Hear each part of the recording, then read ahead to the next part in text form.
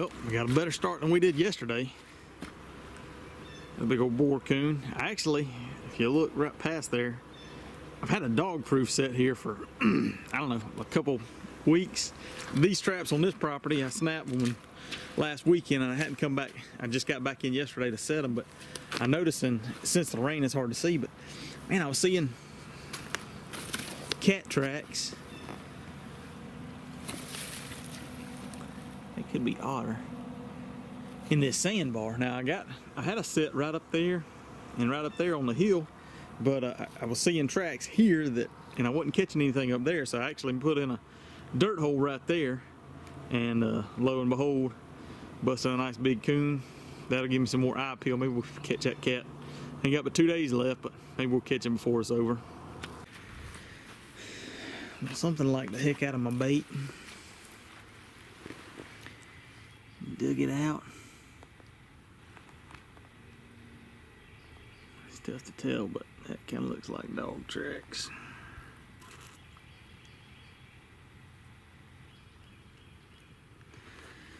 My trap's right here. How the heck that sucker didn't fire it, I don't have a clue. Well, lo and behold, we got a double on coons. You see him way down there? And we got this fella sleeping right here. Just put these DPs out yesterday. So, continue to stack the coons up. Look at that guy. He's in with both front feet. He wanted that marshmallow bad. As Gomer Pyle would say, well, golly. That's my best Gomer Pyle impression. We got this old beaver in a snare. I actually had to sit here, and as soon as I saw him, I froze and I was watching, trying to make sure he was caught. He was turned more and I couldn't see with the snare mark on his, right behind his shoulder. I saw the beaver snare. I was like, holy crap, I surely didn't walk right up on him. But this sucker has been giving me fits. This is the pond. So I caught one beaver out of here this summer. And then earlier in the season, I was chasing a beaver in here. The beaver that I would see swimming out through there, out through the edge of the pond. There's a big lake just on down from the pond, and there's also another smaller pond just up from here. And I caught the one beaver this summer. It was tickle pink, wasn't a whole lot of sign. Well then, like I said, trapping season rolls around, and he called me and said, hey, I'm seeing some more chewed sticks. I came up and said, yeah, looks like it might be another one. So came in, and if you watch this season, I've been chasing him, caught him. And maybe a month later, Landon called me. He sent me a picture. Said, it looked like some fresh sign. So I come down here, and this is the most sign I had seen. You see all those castor mounds on that side. That wasn't there. And so I set up. I've had this place set up for probably 2 weeks, and just it shouldn't take that long to catch a beaver, right? But there's a tunnel under this tree. That's where I caught the snapping turtle. I had that trap set for a while, and when I pulled that and I moved it over there, because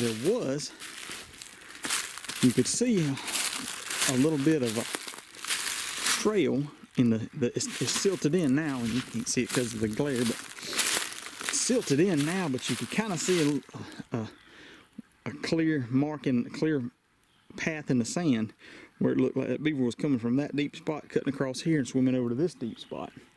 And so I set that, made up a dive set, blocked it off right there in that deep channel.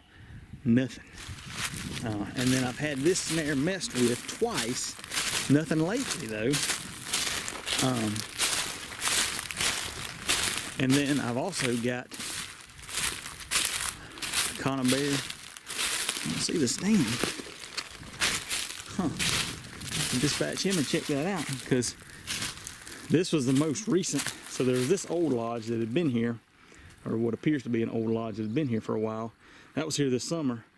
Well, this stuff was a little bit more recent. So I set the entrance to that and got no activity. The only activity I got was on this snare here.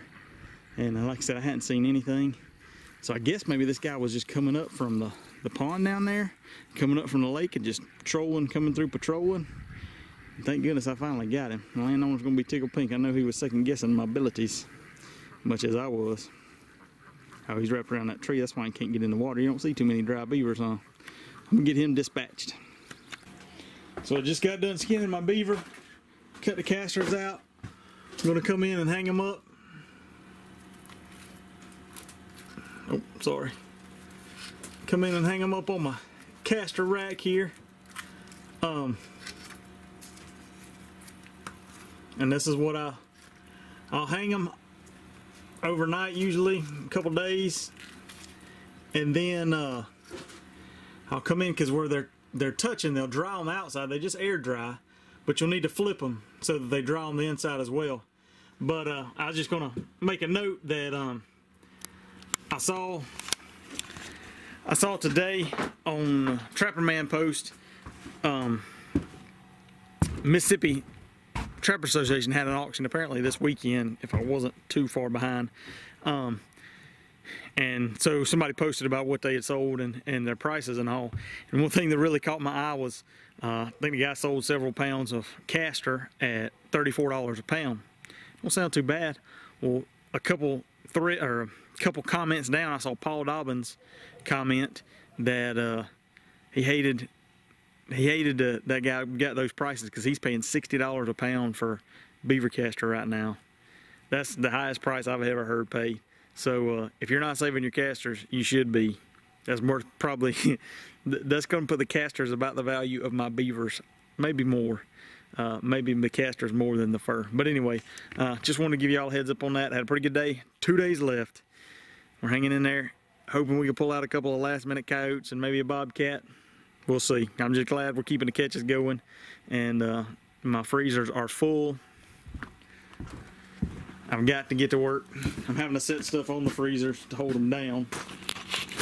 This is, don't tell my wife, this is the meat freezer, but I wound up I got fur stuck anywhere you can. And like I said, this one's absolutely full to the brim so much that I got to put stuff on it to keep it shut. So got to get on some fur processing ASAP. Anyway, y'all have a good evening. We'll talk to you tomorrow.